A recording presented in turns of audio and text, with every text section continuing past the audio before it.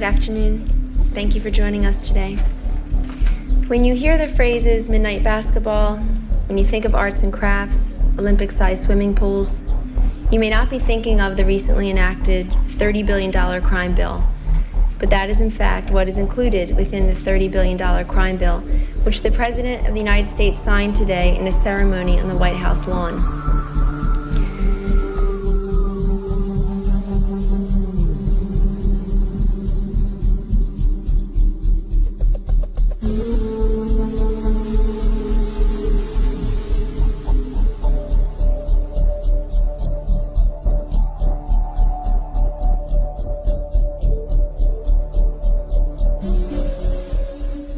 And the number one reason why Kellyanne's foot is really in a cast, that Fred Thompson's bizarre and kinky foot fetish.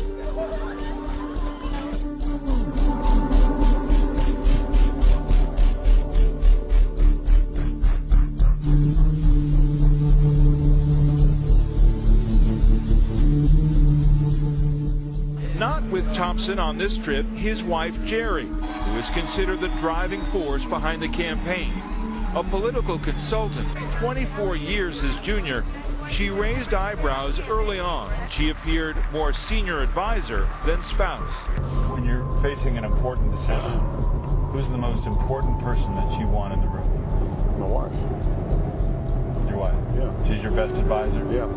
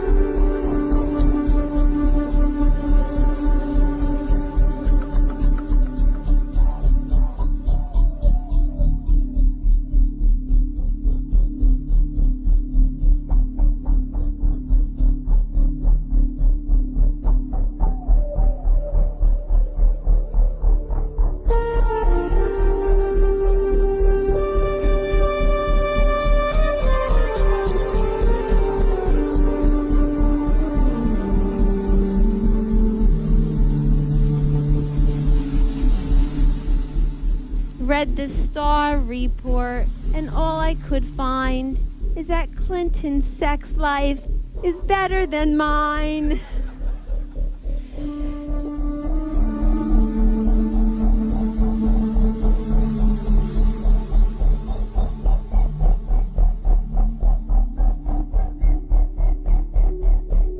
All right, I was pausing about Conway because I've known you for years as Kellyanne Fitzpatrick, but you just got married. Congratulations. Thank you very much. So you will be... 2 weeks ago, right? 2 weeks ago. Wow. Really red. So, It's working out. I mean, how's and they said it wouldn't last.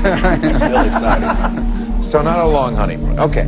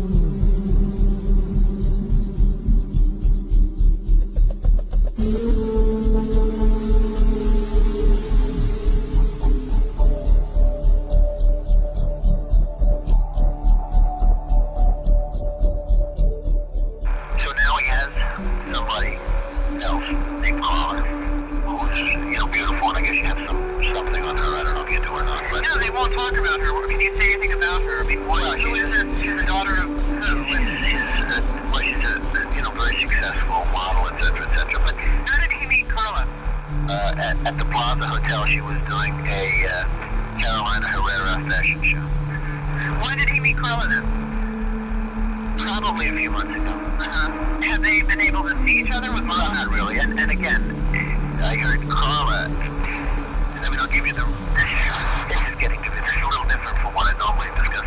This is, I think, an interesting point. Carla is a very beautiful girl from Italy, whose father is one of the wealthiest men in Europe. What's the name of this? Well, her father's name is. Her name is Carla Pradesh. How do you spell that? I don't know. Pradesh.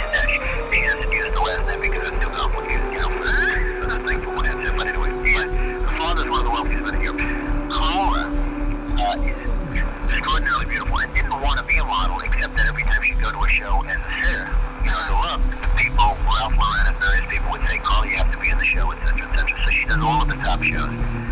And she's always very busy and very successful, etc., etc. She was having a big thing with Mick Jagger.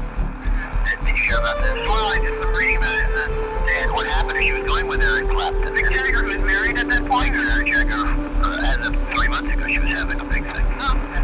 When she, just so one scandal, I mean, and she was having a very big thing with Mick Jagger. And then what happened, she was going with Eric Clapton. And Eric Clapton introduced her to Mick Jagger. And then Mick Jagger started calling her, and she ended up going with Mick Jagger. And then she dropped Mick Jagger for Donald. And that's where it is right now. And, and again, he's not making any commitments to Carla either, just so you understand. I mean, what kinds of things have they done? I mean, did they go out and tattoo, or? Well, they just get along very good, and she's very pretty and all of that stuff. But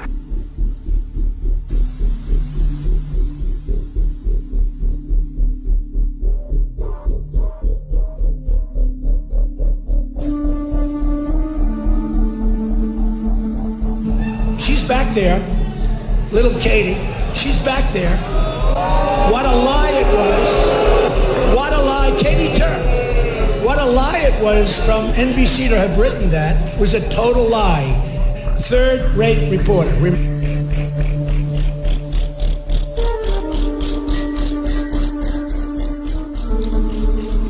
The bronze to Republican water carrier Kellyanne Conway, trying to dress up the lunatic fringe's race hatred over there at Fox News, claiming that a lawsuit against the Salvation Army branch that fired 2 employees who would not observe the speak-only English rule could someday lead to death and destruction. It is, she says, one day going to blossom into 2 air traffic controllers who don't speak great English because political correctness has made us appoint them to those positions. We're going to have 2 planes crashing in the sky. And that's not a dramatic example. That's what happens with slippery slopes.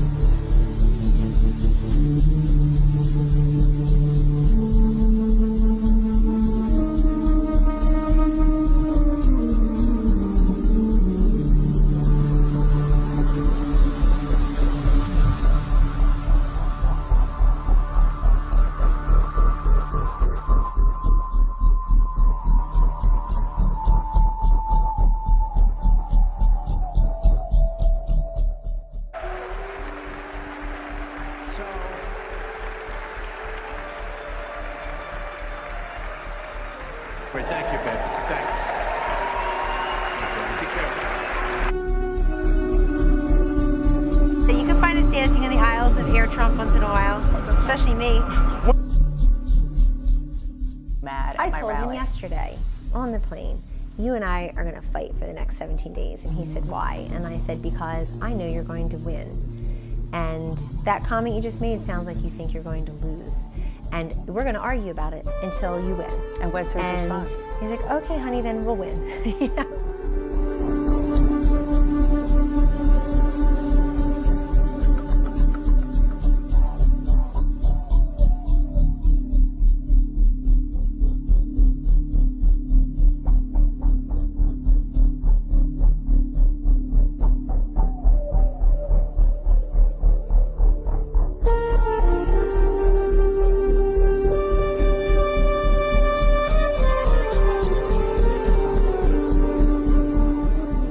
Ready for Trump to move on from this feud?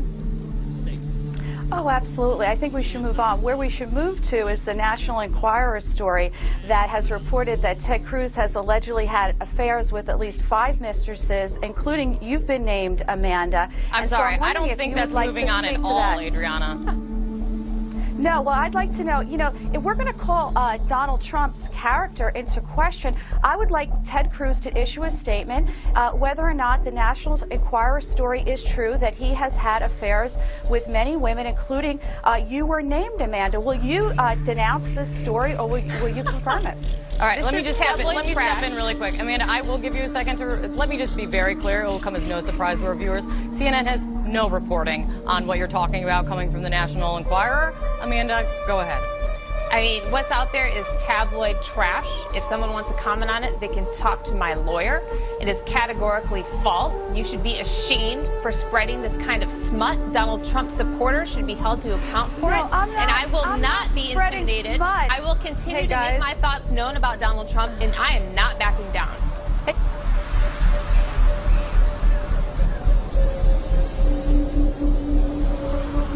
Have you had ever any sort of intimate relationship with Senator Cruz? Anything at all? Anything that could be considered inappropriate? No, I had a purely professional relationship with Senator Cruz, and I want to go further than that.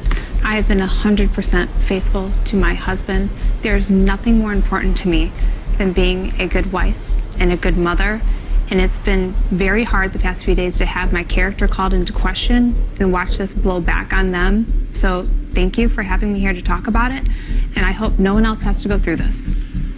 This video that they put out, that the Trump campaign itself was pushing, it appears to show him not wearing a sports jacket, and then like you're wearing a sports jacket or something. I don't really understand it. Did you understand it? Can you explain what they're trying to say? It's conspiracy theories that are being pushed online. I can't fathom why the Trump campaign would be doing this. No other campaign would touch this sort of stuff. It's really conspiracy theory. They're looking at every picture I've ever put out in my Instagram, rummaging through my personal life to find any kind of connection to me in this immoral behavior. And so I don't want to run away from this. I want to address it. But at the same time, the hardest thing about doing this is defending myself but not making it worse. Right. And so that's the weird conundrum that I found myself in, and so many other women who have to confront these sort of sexist smears. I mean, you have to remember, I was one of 5 women that was just chosen at random, it seems, by the National Enquirer. They put a barely pixelated image of me in their paper that everyone could quickly identify, largely because I am fortunate to have a good media platform. But at the same time, I'm stuck in this box where I am forced to try to defend every smear that comes after me, my husband, my children online, or suffer in silence.